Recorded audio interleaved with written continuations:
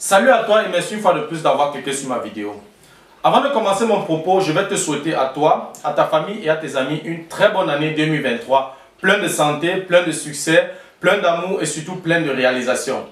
Je te souhaite pour cette nouvelle année 2023 de sortir de ta zone de confort et d'attraper le taureau par les cornes afin d'effectuer ton premier investissement si tu ne l'as pas encore fait. Beaucoup d'entre vous qui vivez dans la diaspora, vous avez fait de bonnes études, vous avez fait de bonnes formations, vous avez de bons boulots fixes, vous avez de bons salaires, vous avez une bonne solvabilité, c'est-à-dire que vous êtes bancable. Il y a beaucoup d'opportunités qui se présentent, mais vous refusez tout simplement de les saisir. Vos épargnes, pour ceux qui réussissent même à épargner, sont gaspillées pour des dépenses qui n'ont aucune rentabilité. Tu travailles pendant 10, 20, 30, 40 ans sans effectuer un investissement.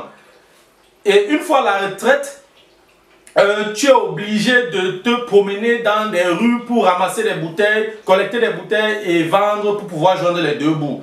Il faut savoir que ta pension pendant la retraite ne te permettra pas de joindre les deux bouts. Tes enfants ont fini le baccalauréat, ont obtenu le baccalauréat. Tu n'arrives pas à payer la scolarité de tes enfants dans une grande école. Tu n'arrives pas à offrir un voyage de luxe, un voyage de rêve à ton épouse ou à ton époux.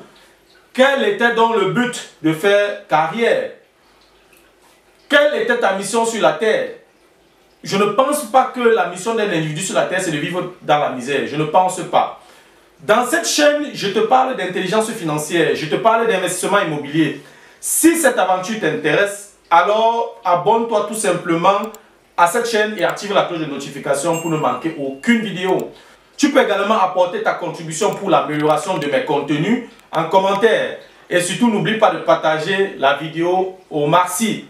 Dans la vidéo d'aujourd'hui, je vais te montrer comment bâtir un costaud patrimoine immobilier en Afrique en partant d'un seul investissement immobilier en Occident. Le thème est assez complexe, raison pour laquelle j'ai divisé ce thème en 3 parties. Je te prie de regarder ces 3 parties jusqu'à la fin pour profiter, n'est-ce pas, de la profondeur des secrets que je te présenterai dans ces 3 vidéos. Si tu vis dans la diaspora, ces secrets vont certainement booster tes finances. Dans la vidéo d'aujourd'hui, nous entamons la première partie de ce thème. La suite après le générique.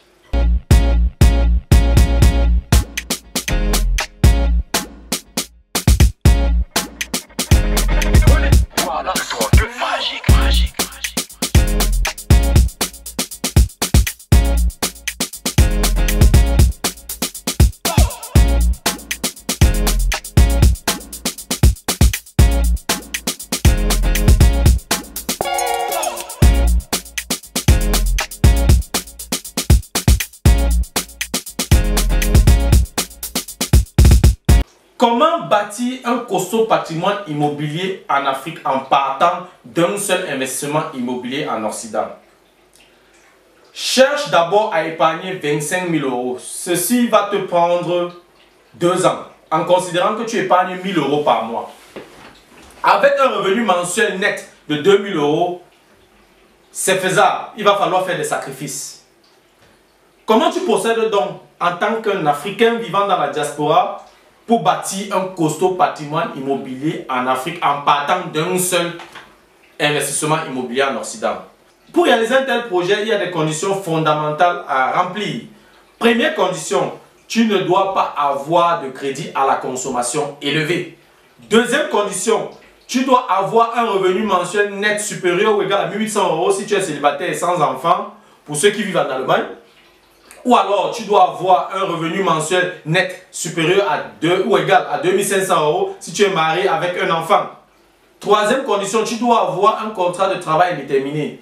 Quatrième condition, tu dois avoir un permis de séjour illimité ou alors tu dois avoir la nationalité. Cinquième condition, tu dois avoir déjà constitué une épargne de 25 000 euros. Sixième condition, tu dois avoir la volonté et la connaissance appropriée pour investir dans l'immobilier. Septième et dernière condition, tu ne dois pas avoir peur des gros chiffres et tu dois pouvoir vivre avec de grosses dettes sans problème. Entrons maintenant dans le vif du sujet. La stratégie ici consiste à acheter un bien immobilier ou plusieurs biens immobiliers dans la diaspora et utiliser ces biens immobiliers comme levier pour bâtir ton patrimoine immobilier en Afrique. Tu as donc épargné 25 000 € en 2 ans. Tu mets 10 000 € de côté pour tes réserves liées aux biens immobiliers que tu vas acheter, pour tes formations et pour ta documentation. N'investis pas dans un domaine sans avoir la connaissance appropriée. Tu as donc 15 000 € qui te restent pour te lancer dans l'investissement immobilier en Allemagne. Nous avons dit tout à l'heure que tu cotisais 25 000 €, tu as mis 10 000 € de côté, il te reste donc 15 000 € que tu vas donc utiliser pour ton investissement dans l'immobilier.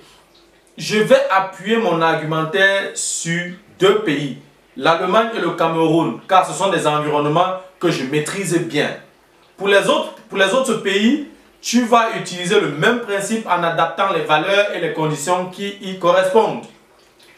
Tu vas donc acheter un bien immobilier qui coûte environ 150 000 €, mais lors de la recherche du bien immobilier, tu peux fixer le prix d'achat à 200 000 €, mais ton offre pour l'achat ne doit pas être au-dessus du montant de 150 000 €. Actuellement, il y a la possibilité de négocier les prix d'achat à la baisse. Donc, si tu trouves un bien immobilier qui coûte 200 000 €, si tu es vif dans la négociation, tu peux facilement réduire, négocier à la baisse et tu ne devras, dans notre exemple, tu ne dois pas déborder le montant de 150 000 €. C'est très important. À quoi te servira donc le montant de 15 000 € que tu as mis de côté comme capital? Ce montant va juste te permettre de couvrir les frais supplémentaires pour l'acquisition du bien immobilier que tu vas acheter. Ceci signifie que tu vas faire une demande de financement à 100% à la banque. C'est-à-dire que quoi? La banque va financer 100% du prix d'achat. Et en ce qui concerne les frais supplémentaires pour l'acquisition, ça sera ton apport personnel. Quels sont donc les frais supplémentaires pour l'acquisition? Comme frais supplémentaires, nous avons les frais du notaire qui s'élèvent à 1,5% du prix d'achat. Nous avons les frais du cadastre qui s'élèvent à 0,5% du prix d'achat. Nous avons les taxes sur les mutations foncières qui varient entre 3,5 et 6,5% du prix d'achat en fonction de l'état dans lequel tu te trouves en Allemagne. Nous avons la provision de l'argent immobilier qui varie entre 1 et 7% du prix d'achat. Ce qui fait donc un total des frais supplémentaires qui varient entre 6,5 et 15,5% du prix d'achat. Pour notre stratégie, on va considérer comme frais supplémentaires pour l'acquisition 10% du prix d'achat. Tu vas donc visiter le bien que tu as trouvé. Ensuite, tu vas faire tes calculs de la rentabilité, tu vas faire tes calculs des risques, ce qui est très important. Si tu n'as pas la connaissance appropriée, fais-toi former, fais-toi accompagner, fais-toi conseiller. C'est très important. Si tous les paramètres correspondent donc à ta stratégie, si tous les paramètres correspondent donc à tes attentes, alors tu achètes le bien. N'oublie surtout pas de faire une analyse solide de la localité dans laquelle tu veux investir. Ça ne sert à rien d'aller acheter un bien immobilier dans une ville ou dans un quartier où tu sais que le taux de chômage est très élevé. Sinon, tu vas avoir un locataire qui n'aura pas la capacité financière, n'est-ce pas, de payer le loyer. C'est très important. Ce business ne marche que si le loyer passe. Ce bien immobilier est donc prévu pour la location. Quelle est donc ma recommandation? Ici, je te recommande d'acheter un bien immobilier qui nécessite une rénovation. Dans ce cas, tu auras 4 avantages. Premier avantage, tu pourras insérer le financement de la rénovation dans le financement de l'achat du bien. Deuxième avantage, après la rénovation du bien, tu pourras augmenter le montant du loyer mensuel.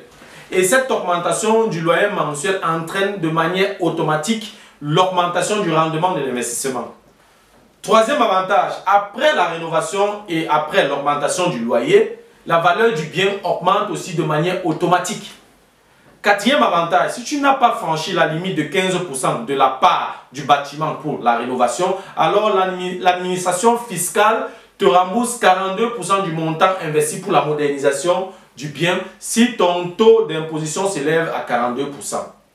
Je dois également mentionner que ce taux d'imposition de 42% est valable pour tous ceux qui ont un revenu imposable, y compris les revenus locatifs et autres revenus supplémentaires supérieurs ou égaux à 56 000 € par an. Quelle est donc la valeur du bâtiment dans lequel ton bien se trouve? On appelle ça généralement en allemand Gebäudeanteil. Le bien immobilier coûte 150 000 euros. Ça peut être un appartement T3 de 60 mètres carrés dans la périphérie d'une grande métropole. Et dans une telle localité, tu peux exiger un loyer mensuel de 12 euros le mètre carré, c'est-à-dire 720 euros, puisque l'appartement c'est 60 mètres carrés, donc le loyer mensuel s'élève à 720 euros, ce qui fait un loyer annuel de 8 640 euros. Si on considère que la valeur de la part du bâtiment s'élève à 85% du montant total de l'investissement et celle du terrain 15%, alors la valeur de la part du bâtiment est de 140 250 euros. Les 140 250 euros, ce n'est rien d'autre que 85% multiplié par la somme du prix d'achat et des frais supplémentaires pour l'acquisition. Ce genre de calcul, je ne peux pas les détailler dans une vidéo. Je vais plus en profondeur dans le cadre de mes formations. La limite donc à ne pas franchir afin que l'administration fiscale puisse te rembourser 42% de ton investissement pour la rénovation est de 15% multiplié par la part du bâtiment de 140 250 euros multiplié par 1,19, ce qui va te donner un montant d'à peu près 25 000 euros. Et 1,19 ici représente la taxe sur la valeur ajoutée qui s'élève à 19%, n'est-ce pas? Ça veut donc dire que quoi? Ça veut dire que tu ne dois pas franchir la limite de 25 000 euros. On déduit donc à partir de ce calcul que tu devras investir 25 000 euros pour la rénovation de ce bien immobilier. Tu as donc acheté le bien immobilier, tu reçois 25 000 euros de la banque pour le financement de la rénovation, tu effectues ensuite les travaux et enfin tu mets le bien en location. De l'achat du bien jusqu'à l'achat du terrain en Afrique, dans notre exemple, on va considérer le Cameroun, laissons, disons, 2 ans passés, n'est-ce pas? L'appartement en Occident que tu as acheté te génère un revenu locatif de 720 euros par mois, ce qui te permet de payer la mensualité à la banque, ce qui te permet de payer les frais d'entretien du bien et de mettre une petite réserve à côté pour les éventuels problèmes dans le futur. Je mentionne toujours cela dans mes workshops, dans mes séminaires, dans mes différentes consultations, de mettre toujours un montant comme réserve chaque mois pour prévenir les problèmes dans le futur. Lorsque tu achètes un bien immobilier, il faut savoir qu'il y aura de temps en temps des problèmes que tu vas devoir résoudre. Donc, il sera sage pour toi, n'est-ce pas, de mettre une réserve de côté. Dans notre exemple, donc, nous faisons un cash flow nul. 2 ans sont passés. Pendant ces 2 ans, tu as pu épargner encore 1 000 euros par mois. En 24 mois, tu auras donc épargné 24 000 euros. Un an après l'achat du bien, tu as reçu 42% des 25 000 euros que tu as investis pour la rénovation du fisc. Ça veut donc dire quoi? Ça veut dire que si nous faisons 42% de 25 000 euros, on sera à 10 500 euros, plus donc 24 000 euros que tu as épargné pendant les 24 mois. Tu auras donc un montant de 34 500 euros en ta possession. Je sais que c'est intéressant, je sais que tu es concentré. C'était tout pour la première partie. J'espère que cette vidéo t'a plu et que tu as pu apprendre quelque chose. S'il te plaît, ne manque pas la deuxième et la troisième partie de ce thème, si tu veux profiter entièrement de ces secrets. La meilleure façon pour toi de me remercier pour ce boulot que j'abats pour te fournir de tels contenus est de t'abonner tout simplement à ma chaîne en cliquant sur la cloche de notification pour ne manquer aucune vidéo. Et pour permettre à tes proches d'avoir accès à ces connaissances, partage tout simplement cette vidéo au maximum. Voilà, tu peux également me recommander auprès de tes proches. Un like et un commentaire me ferait énormément plaisir. Cela me ferait encore plus plaisir de te revoir à la prochaine vidéo. Merci pour ta disponibilité et merci également pour ton attention. C'était Fabrice de Imo Génie. Ciao.